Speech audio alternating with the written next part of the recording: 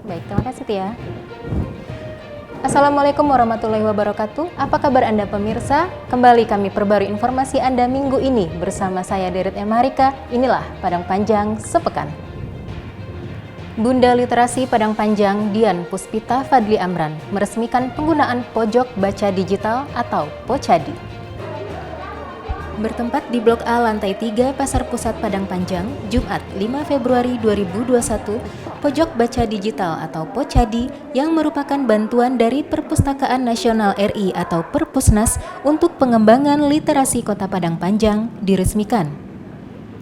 Dian Puspita Fadli Amran yang didampingi Ketua DWP Padang Panjang Sri Hidayani Soni Budaya Putra serta Kepala Dinas Perpustakaan dan Kearsipan Alfi Sena dalam peresmian ini menyebutkan penempatan lokasi Pocadi di Pasar Pusat sangat strategis untuk digunakan oleh pengunjung dan pedagang.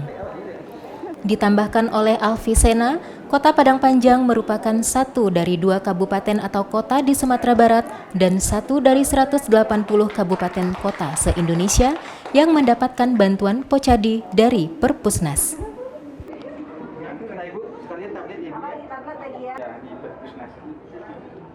Yang dari HP. Emailnya email Pak Dimi. Dari HP. Iya. Sementara itu pemirsa, sebanyak 411 orang tenaga kesehatan se-Kota Padang Panjang sudah menerima vaksinasi COVID-19 di tahap pertama. Kepada Kominfo, Kepala Dinas Kesehatan Kota Padang Panjang, Nur Yanuar menjelaskan, sejak 3 Februari 2021, sebanyak 637 orang tenaga kesehatan datang ke fasilitas pelayanan kesehatan. Namun, hanya 411 orang tenaga kesehatan yang bisa diberikan vaksin, sementara lainnya dalam kondisi tubuh yang kurang fit, dan beberapa dalam keadaan hamil dan menyusui. Lebih lanjut, Nur Yanuar menjelaskan bahwa pemberian vaksin akan terus dilakukan bertahap. Hal ini merupakan salah satu ikhtiar memutus mata rantai penyebaran COVID-19.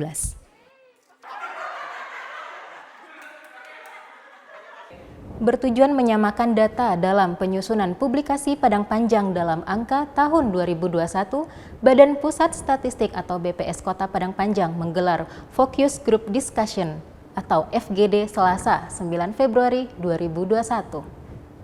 Bertempat di Ballroom Mivan Waterpark, Focus Group Discussion atau FGD diadakan oleh Badan Pusat Statistik Kota Padang Panjang.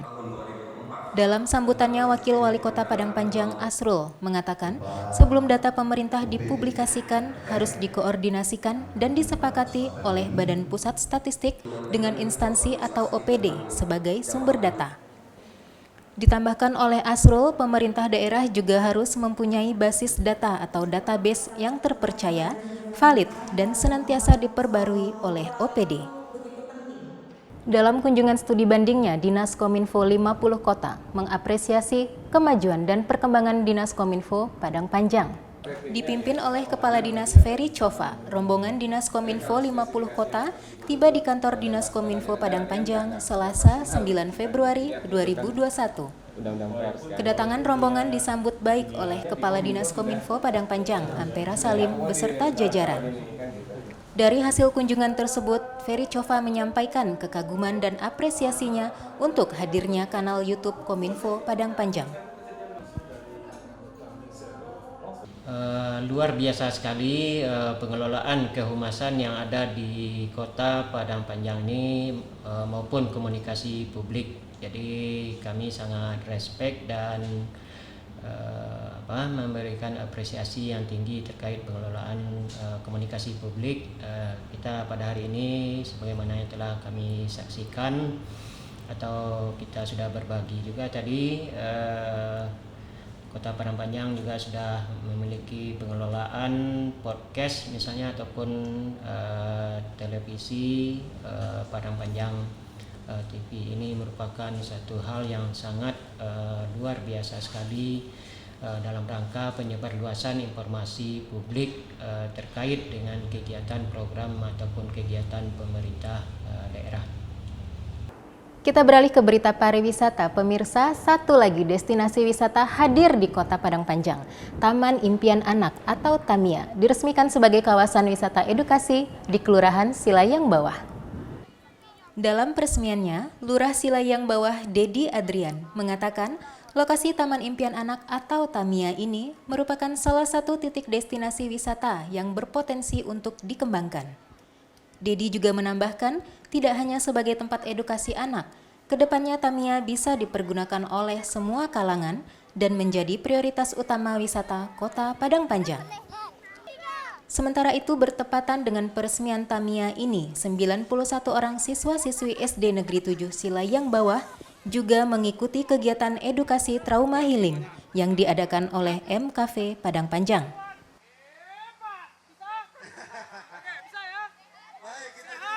Edukasi yang tujuannya memberi pendidikan kepada anak-anak sekolah yang sekarang ini merasa trauma akibat COVID, tidak bisa keluar rumah, tidak bisa kemana-mana. Jadi dengan adanya destinasi wisata buat anak-anak yang kami beri nama Tamiya, Taman Impian Anak. Jadi di sini kami memberi pembelajaran alam kepada anak-anak, bermain di alam, belajar sambil bermain di alam. Jadi ini terwujud berkat kerjasama dari Lurah, LPM, Karang Taruna, dan Pordagwis MKV. Dukung upaya penekanan penyebaran virus COVID-19, Polres Kota Padang Panjang lakukan apel kesiapsiagaan Kamis 11 Februari 2021. Dalam rangka mendukung pemerintah melakukan upaya penekanan penyebaran COVID-19, Polres Kota Padang Panjang melakukan apel kesiapsiagaan Babin Kamtipmas dan tenaga kesehatan sebagai tracker dan vaksinator COVID-19. Memimpin apel siaga, Kapolres Apri Wibowo mengatakan, personil Babin Kamtipmas akan dibagi ke beberapa lokasi untuk mengawal dan mengawasi ketertiban dan kelancaran selama proses vaksinasi berlangsung.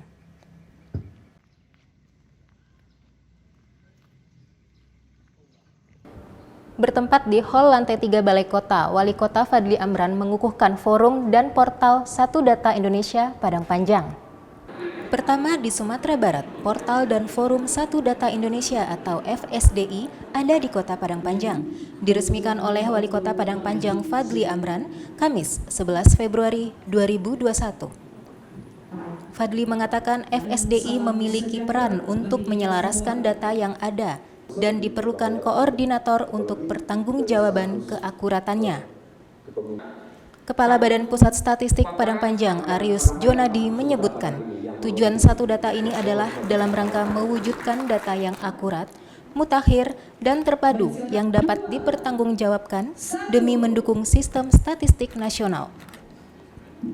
Sementara itu, portal Serambi Satu Data yang dikembangkan dan dikelola Dinas Kominfo akan menjadi portal utama dalam pengumpulan, verifikasi, dan publikasi data sektoral Padang Panjang. Menutup masa tugas di Kota Padang Panjang, malam pisah sambut Ketua Pengadilan Negeri Padang Panjang Supardi berlangsung penuh keakraban. Apresiasi atas pengabdian selama bertugas sebagai Kepala Pengadilan Negeri diberikan oleh Wali Kota Padang Panjang Fadli Amran kepada Supardi dalam acara pisah sambut yang berlangsung di Pendopo Rumah Dinas Wali Kota Kamis 11 Februari 2021. Sementara itu kepada pejabat baru Dadi Suryandi, Wali Kota Fadli Amran berharap agar dapat berkoordinasi dengan baik.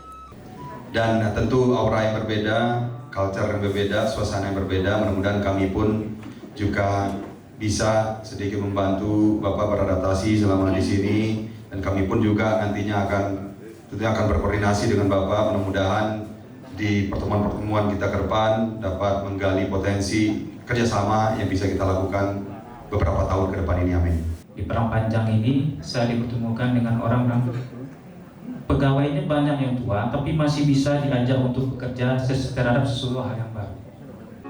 Menutup salam perpisahannya, Supardi mengucapkan terima kasih dan memohon maaf untuk kesalahan yang mungkin pernah dilakukan.